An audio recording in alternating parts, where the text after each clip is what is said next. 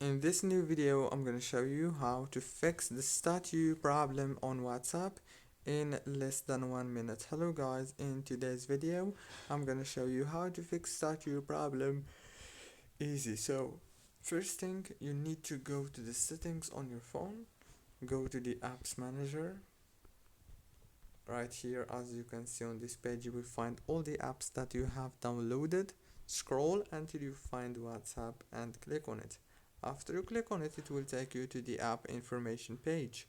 Go to the power usage details and then turn off the power consumption alert option and enable it again. Go to the app launch and do the same thing with the manage automatically.